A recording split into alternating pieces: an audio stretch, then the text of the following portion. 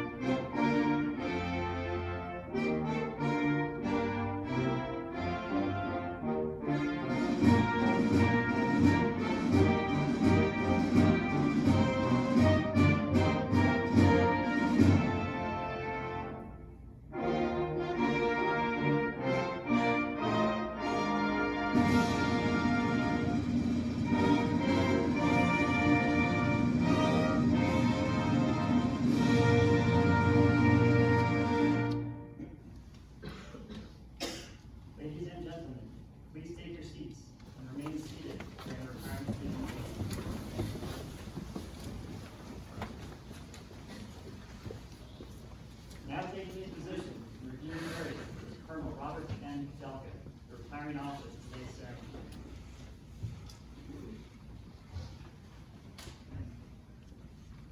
Officers to be retired and decorated, please take your posts.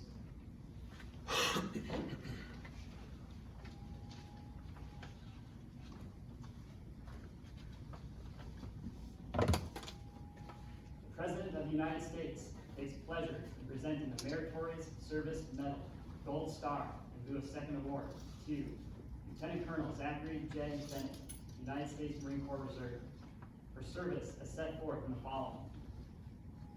For outstanding meritorious service while serving as Program Manager, Georgia Deployment Program, U.S. Marine Forces Europe and Africa, from May 2018 to December 2019. Lieutenant Colonel Bennett's leadership was instrumental in the successful deployment of 3 Georgian infantry battalions for combat operations in Afghanistan in support of Resolute Support Mission. His tireless efforts as a program manager guided the Georgia Deployment Program through 3 program rotations, as well as charted the way forward for future program operations. His innumerable accomplishments during this period improved the Georgian pre-deployment training for nearly 2,000 Georgian soldiers, enhanced Georgian training capabilities, and made the Georgians and the Marine advisors a more lethal force prepared to dominate the complex counterinsurgency environment in Afghanistan. Lieutenant Colonel Bennett's charisma and force of will focused the efforts of the countless departments of the Georgian Ministry of Defense, U.S. European Union, U.S. Marine Corps, and the Army into accomplishing the evolving mission of the Georgia Deployment Program with unprecedented success. Lieutenant Colonel Bennett's superior performance of duties highlights the culmination of more than 27 years of honorable and dedicated service.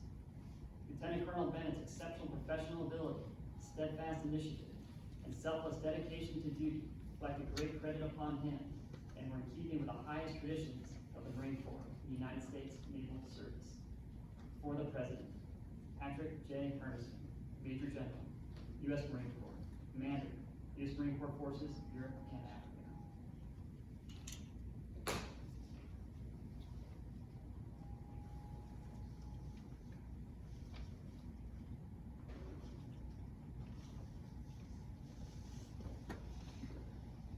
Certificate of Appreciation for service in the Armed Forces of the United States of America. Lieutenant Colonel Zachary J. Bennett, I extend to you my personal thanks and sincere appreciation of our grateful nation for your contribution of honorable service to our country. You have helped maintain the security of the nation during a critical time in its history, with a devotion to duty and a spirit of sacrifice in keeping with the proud traditions of the military service. I trust that in the coming years, you will maintain an active interest in the armed forces and the purpose for which you serve. Those who follow in your footsteps will draw inspiration from your commitment, dedication, and sacrifices made to ensure the protection of our American freedoms. My best wishes to you for happiness and success in the future. Donald J. Trump, Commander-in-Chief. Dear Lieutenant Colonel Bennett, the Marine Corps has been your occupation and family for many years past, and I am certain the memories, interests, and the future of the Corps will remain with you forever. Many desire to obtain your accomplished goals, but few can compare to you. You have clearly demonstrated the exceptional leadership qualities and professional contributions we seek of our senior Marines. We are proud, as you must be, of your successful career. As a teacher to young Marines, a source of wise counsel, and as an example of those soldierly virtues we so admire, you've made a mark on the Corps that will remain long after you have left our active ranks. There are many young Marines you have influenced who will carry on in the same fine tradition that has always characterized the United States Marine Corps. You have my best wishes for good health and continued success in the years ahead. Semper Fidelis, David H. Berger, General, U.S. Marine Corps, Commandant of the Marine Corps. In addition to these documents, Lieutenant Colonel Zachary J. Bennett is being presented with an American flag that was flown over Marine Forces Reserve Headquarters in New Orleans, Louisiana, on 16 December 2019, in honor of his 27 years of dedicated service.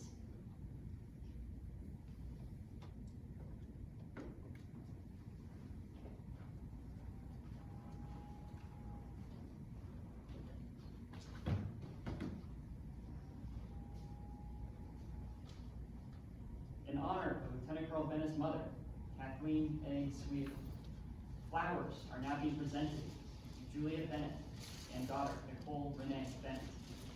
Kathy, thank you for standing by your son through all that he has done in his military service. Now you'll really have to be worried that he doesn't have the Marines look after him and keep him safe. I was there when he broke his collarbone on the dirt bike in Germany. I made sure he went to the hospital and got an x-ray.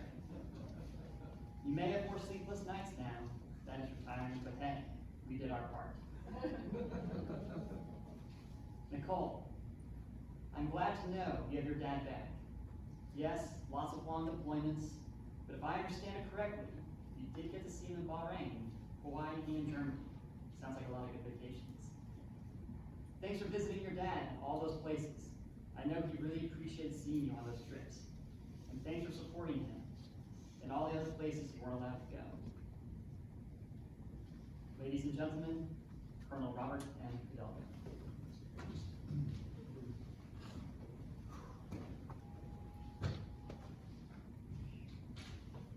Good afternoon. Welcome, family, friends, civilians, Marines. Thank you for being here on this very important day to Zach, on this very momentous day, to round out a very dedicated, very honorable career from Zach Bennett. We're here to celebrate Zach's 27 years, faithful, honorable service to our nation and to our Corps. One of the things that we frequently say inside the Marine Corps, particularly at the senior ranks, is that a career in the Marine Corps is a marathon, it's not a sprint. We say that to one another as a reminder that we've got to pace ourselves, that we don't want to burn out too quickly, because it is a long haul. But I've run a marathon, and it doesn't resemble anything like a career. I was talking to Zach a little bit earlier. He's run 8 marathons for his lifetime, and I'm sure none of those marathons are compared to anything that he did over the last 27 years. With a marathon, you get to set your own pace, you know where the water breaks are, and you know exactly what path you're going to follow. But a Marine Corps career doesn't resemble that at all. That's quite compared to anything. It's probably more like running with the bulls. You go with the bull pace, or you get trampled, and you don't know how far you're going to go.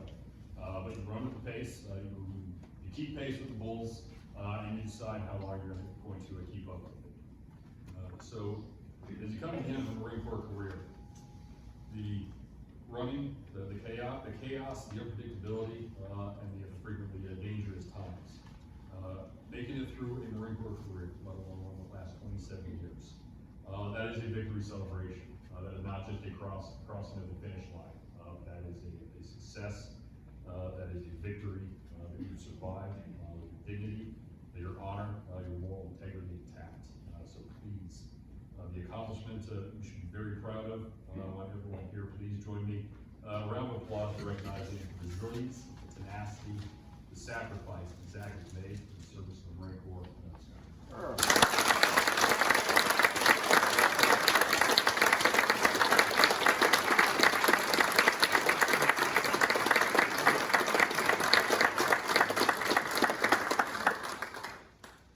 I didn't even coordinate with the chaplain on the running references.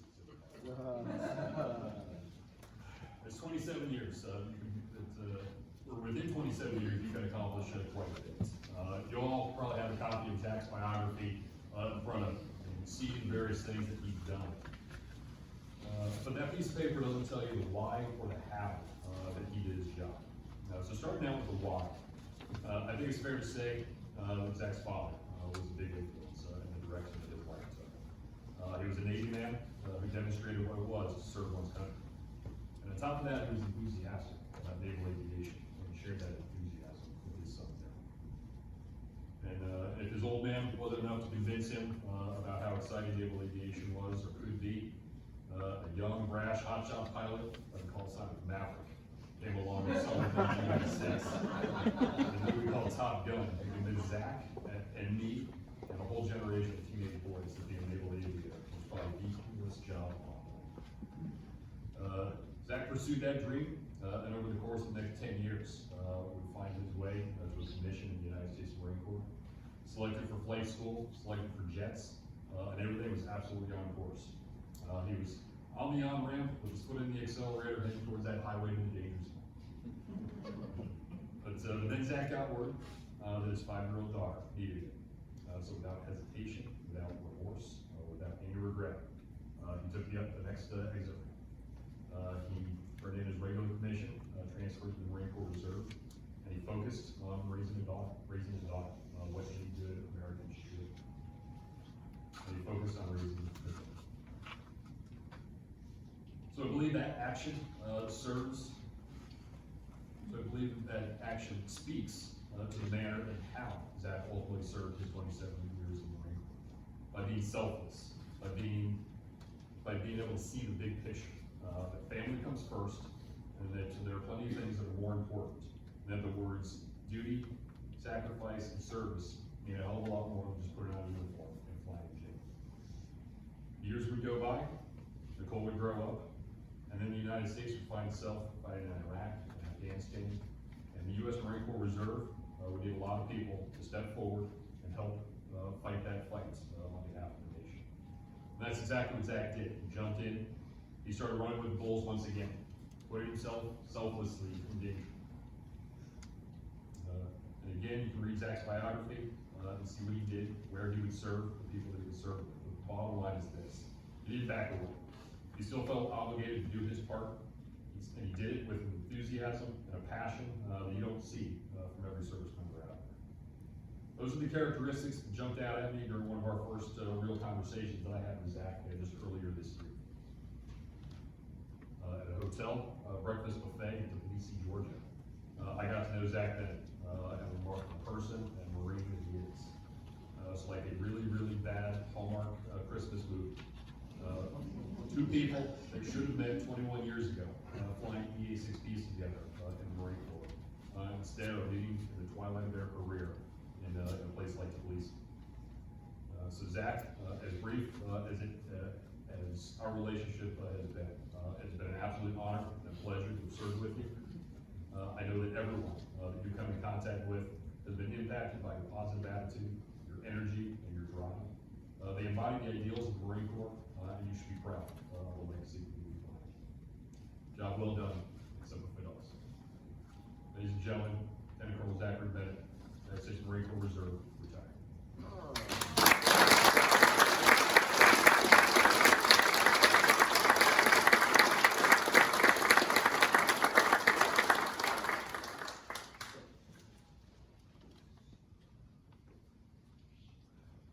I just want to first say thanks to all my great Marines that came out and supported me all the way from Germany. Colonel Belko, he said some great things, and it's the same way. I'm glad that we did eventually got to cross our paths. Thank you for those kind words. Brad, thank you very much for coming out and being the narrator here. You've been a fantastic deputy. I couldn't ask for a better person. I can know that's always going to be there. Major contestant. You've shown me a lot of great things about dedication to the country's core. You're that flame inside of me that keeps things rolling. And thanks for the motivation and always keep me strong. Major Bro, thanks for taking care of things at a faraway place. When I was in Germany, you were taking care of things in Tbilisi, making stuff happen. That's what I need. Chapman, thanks again for this awesome prayer that you gave us today. Thank you. It said a lot to me. Thank you very much. I did take a couple of the notes. I want to say thanks to my mom. She's not here today. Unfortunately, she got snowed in all places in Southern California trying to do the bridge. So she had to take the long way around, and it's been planes, trains, and automobiles. She'll show up eventually. We'll get her in dry dock eventually. But Julie, thanks for being my step-in mom. And thanks for. We weren't going to tell anybody that she was stepping in. They're going to go, wow, she's so young.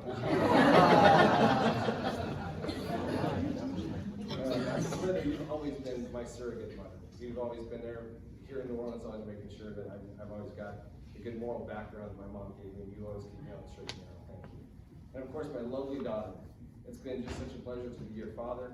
I hope you learned from me. I hope I served you well. I'm just thankful that you came in my life. You've always been there, and you've always been flexible with me. And we've got a great bond, and I want to keep this forever. So, well, you're my kid forever. It's funny, I reach in here to get my notes, and I pulled out a whole bunch of Georgian lira the last time I wore these pants in Georgia. I'll save this later for the tip at dry dock. Maybe it's about $100 right there. Yes, I got a few notes. I want to thank my family for coming out. Corey, Jamie, we're the bros. I mean, we literally are the bros. And just love you guys. And I'm loving your daughters. They're the reason why I'm Jamie, looking forward to you having happy days with his new fiance, Paulina. So thanks for coming to make this happen. My sister's with my mom, so she's a little stuck in the snow right now, so she can't wait to be here. But I can't wait till they show up. It'll be the first time in 17 years that my siblings and my mom will all be together at once. I guess we'll have to wait till the Dry Dock Cafe to happen later on today. So, a lot of it has to do with me and my deployments. I've been gone. I want to say I was probably the most deployed lieutenant colonel in the Marine Corps across the board. Out of 10 years, I was deployed for 6 of them. So, and that's all happened since I left this building. And of course, inspiring from Ike and Colonel Pratzer, you guys have been my motivation of being dedicated to this gun club that we've been in. And just want to say thanks for both of you being mentors and doing my duty, because it was after both of you, working with both of you, like I gotta get out my ass and do something real, because in an admin building, pushing, operations and, planning and stuff, it's different when you're out there doing it for real.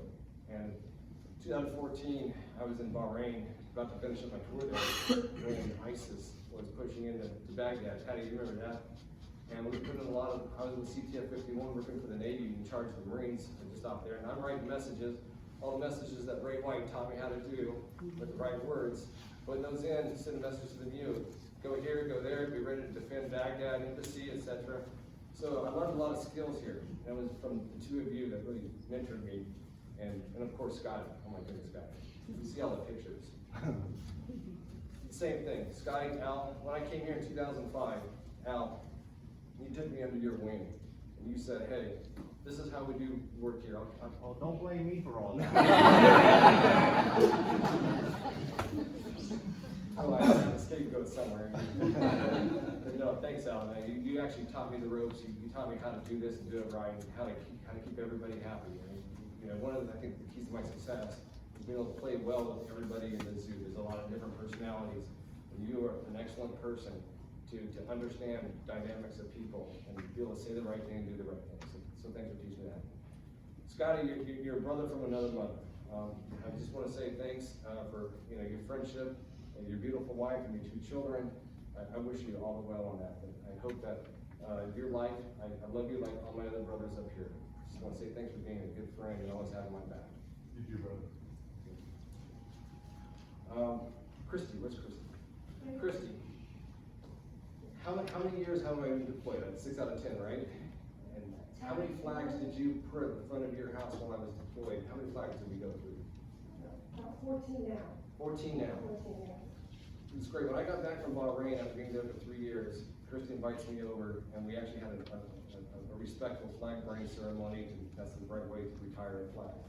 And she flew those for me for every day that I was gone, through Afghanistan, through Bahrain, and the other trips I've made around the world. So thank you for doing that. I took the last one down to the speaker back. Did you really? Yeah, because I knew, so. Yeah. But now you're retired now. Well, thank you. No, no, put it on. Sunday night that last flag and seeing me through Yes. through my journey. Absolutely. Thanks. Let's see.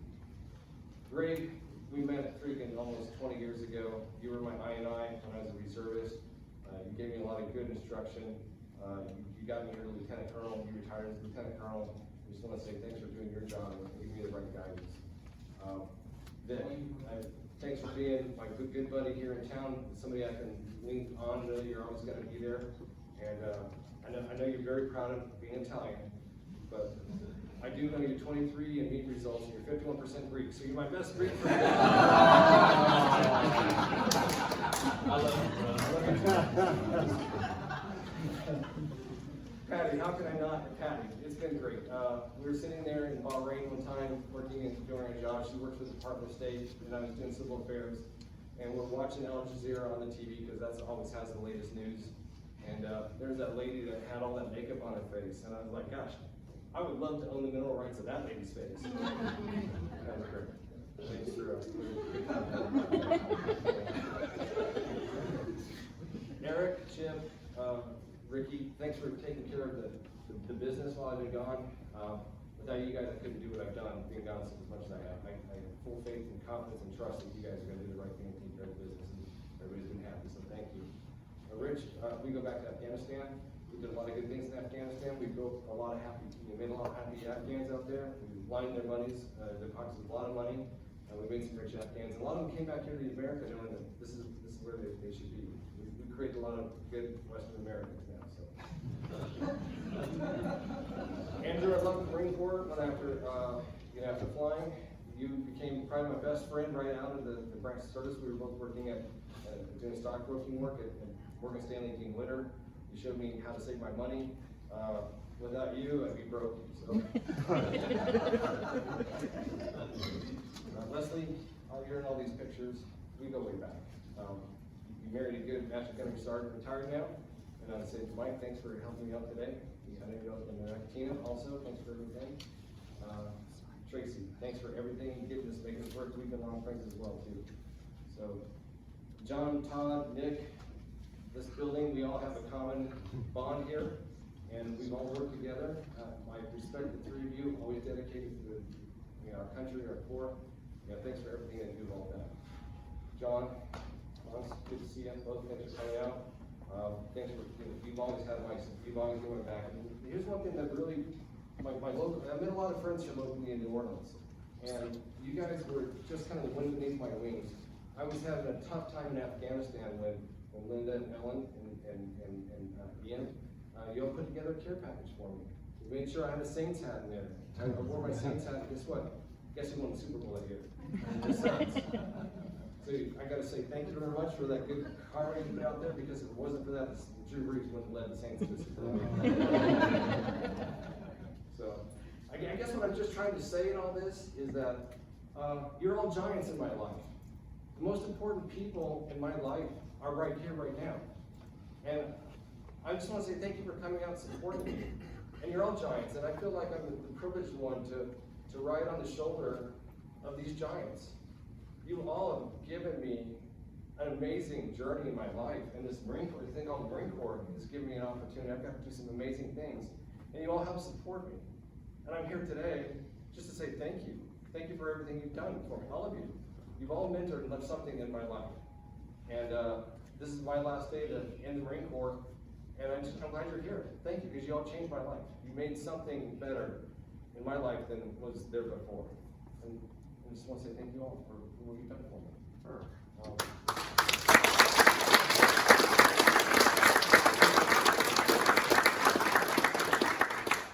just cap a couple things in my career, just to give you a little bit of background. I know Colonel Zachary did a great job of doing that, saying that, and it's in the brochure as well. But I did join the Marine Corps after seeing Top Gun. My dad wanted to be a pilot since I was little. He never finished flight school. He got tried it out because of his eyesight. I mean, he was going to be a backseater, and he even has tried it out on that. It's like you can't even see the knobs. So I felt that all my life, my dad took me to the Blue Angel shows, and then Top Gun came out, and I'm like, that sounds like a great job. I want to do that. So I did join. I went to college. I took the aeronautics degree, so I have an advantage in flight school. I did very well in flight school. I was a water walker. I just memorized it. They said, just be prepared. And I went to the Boy Scouts. I wasn't an Eagle Scout like I was back there, but I tried. I missed the mark a little bit, but it was enough to get me through flight school. And I did well, and then I did get custody of my daughter. It was a blessing, but it was a curse. Like I lost my flight, but then I gained my daughter. It's been an honor to raise my daughter, and everybody here has understood that. That sometimes your destiny in life isn't what you think it's going to be, and it totally changed for me. But I took her back home, and me and my mom, unfortunately she's not here, we did a pretty good job of raising a fantastic individual. I'm very proud of you. So then I joined the reserve, and my goodness, I knew nothing about the reserve. And guys like me that are very dedicated, motivated to serve their country. I was raised since a kid with G.I. Joes. I was talking at the end of the Vietnam War, and apparently we're getting ready for the next war after that, and brainwashing us early, and I was ready.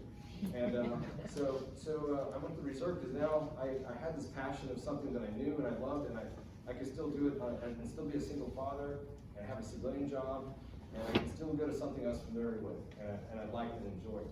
And I got to do some great things in the reserve. And then all of a sudden, fate happened to get that we got drawn into a war. And I was working for PG&E as an electric operator in California, doing the midnight graveyard shift, and a couple planes hit some buildings, and I was on shift, and we were just about to have shift turnover. And my replacement operator says, "What's going on?" I said, "I don't know.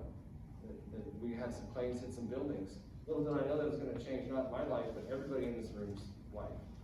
And that being in the reserve, I'm like, I'm probably gonna be activated at some time. I was really nervous about that. My daughter was young.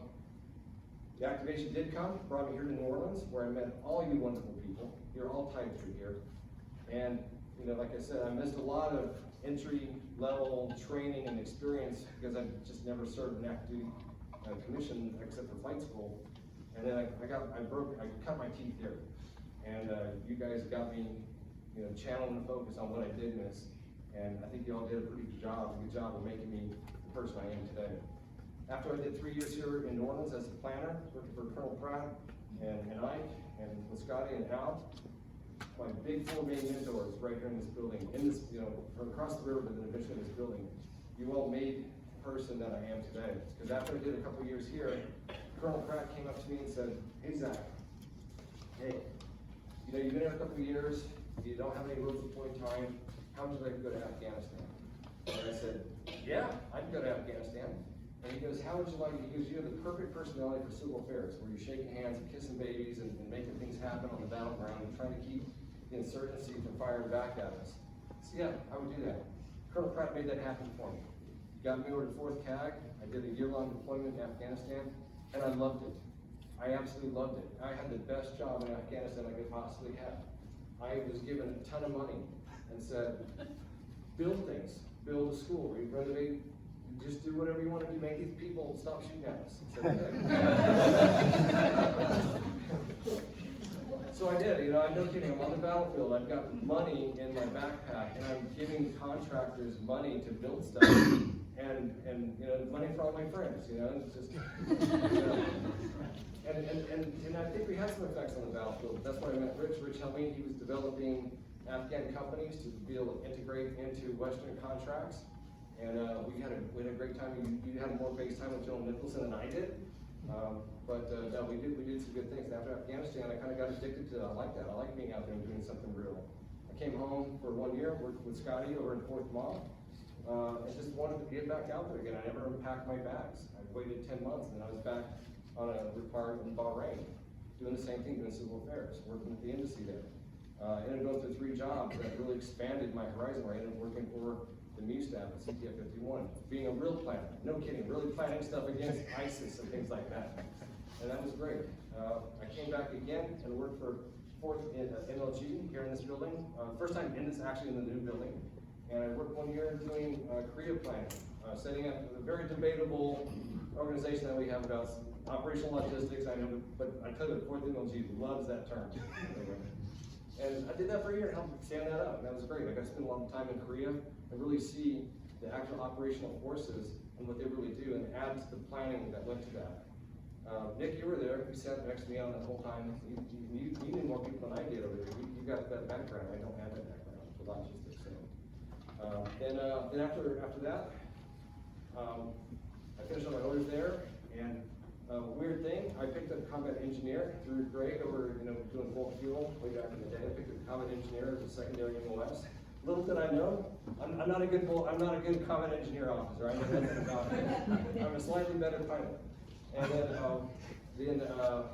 I was there filling the force engineer officer building because I had the MOS. I was a lieutenant colonel. That was the perfect match for that. I said, come to Hawaii for in and out of Hawaii. So I did that for a couple of years and just planned. Doing the Korea war plans. And then out of the blue, I get a phone call from my name got around, said, "Hey, you're a pretty good guy and you can pick up and travel anywhere." I said, "All right, where do you want to go now?" Go to Stuttgart, Germany and run the Georgia deployment program.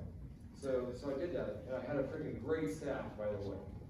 You guys are amazing. I'm so proud of all of you for what we did in Georgia, because that was real. And we had a very real mission. I came in saying, we take this job seriously, and we did. And I think we did a good job of building a coalition force partner and protecting our reserve Marines, which is all reserve Marine reserve program run by the Marine Service. So we showed how well the reserve can perform on the battlefield. We did great. Thank you all for that last year and a half. You made it for me. You made it my job. And my toilet was great. Thank you.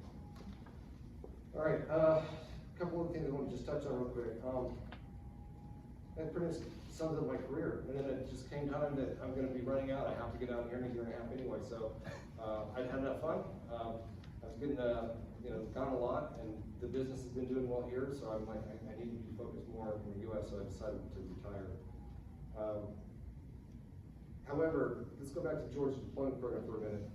April 8th of this year, something tragedy did strike.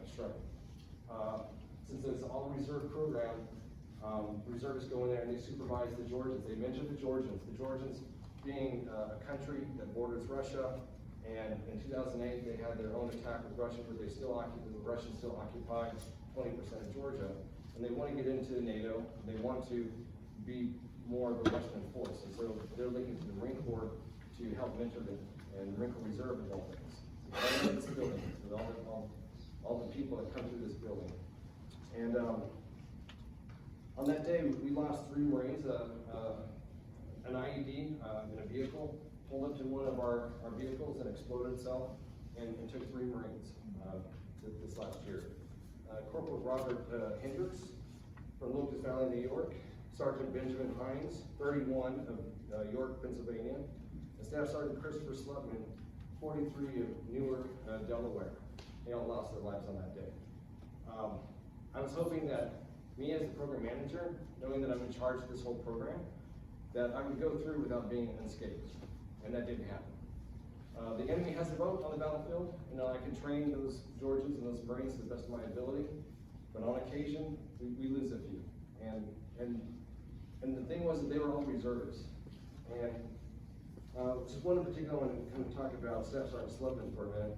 He was a decorated fireman out of Delaware, and in 2014, he had saved an incapacitated woman from a burning building, and was decorated for saving her life. A fireman on one side, a Marine reservist on the other. Still has dedication to his country, his Corps, his people that he loves, and lost his life that day. And so, as Winston Churchill says, a reservist is twice the citizen. On the one side, you're participating in your community. On the other side, when it's your time to serve, you go.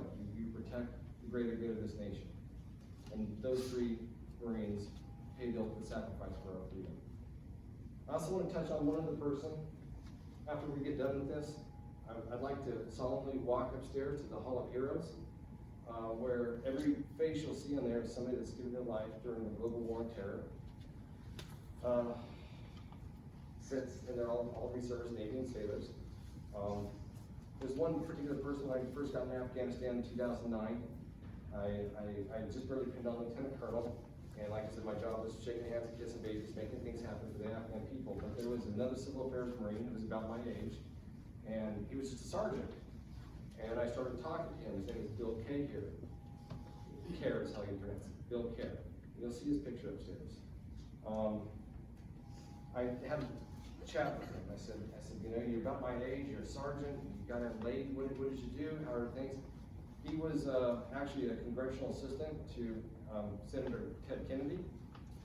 He was running in the Democratic seat, I think, of the New York 5th Circuit, I think, or 5th District. So he himself had a very vested interest in politics. He wanted to make a difference in his country. And he decided, I'm going to join the Marine Corps. He served 2 tours in Iraq, not a problem. Shows up with me on the battlefield in Afghanistan. We just took over some battle spaces in Helmand Province, and a lucky shot from an insurgent from a tree line, just kind of shooting in the air, caught him, and it was fatal. He left behind a pregnant wife with twins. On one side, helping with Congress. On the other side, doing his duty to serve his country. And he said after 9/11 happened, he went and joined. And he joined the reserve. It was good. So that's the value of the Marine Corps Reserve, folks. It's right there. I just kind of want to finish this by just saying this last thing is there's one person that isn't here today that meant a lot to me. Well, besides my mom, unfortunately she'll get related to it. But my father, he passed away when I was 13 years old. He was a Navy reservist himself, so he kind of set the foundation for me to participate in the reserve. He's not here today, but he is here because this is his flag that was presented to us on his funeral. It's not been unfurled in 37 years. It was unfurled this last, a week, 10 days ago. It was flown over this building, and it means a lot to me that my dad is here in the symbol and the freedom of our country. You set the path for me to follow, and I followed it. I just want to say, Dad, if you're up there, I hope you're proud, because I do my best.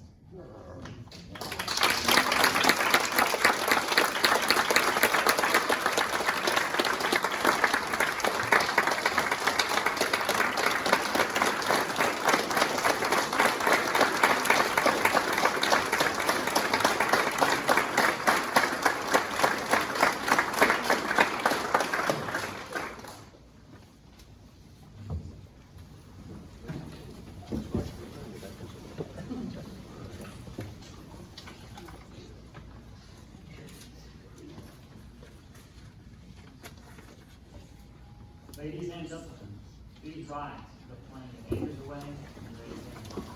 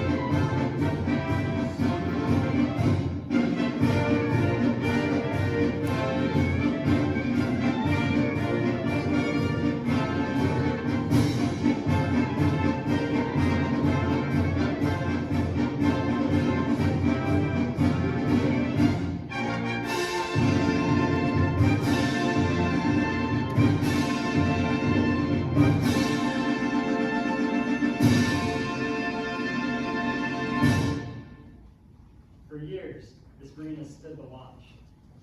While many of us lay about our bunks at night, this Marine stood the watch.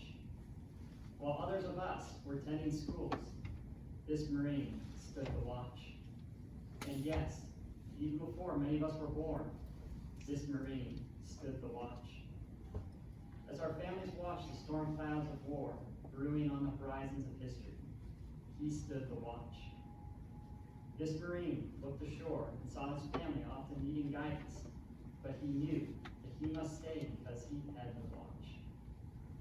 For years, he stood watch, so that our fellow countrymen could sleep soundly, in safety, knowing that this Marine would stand the watch.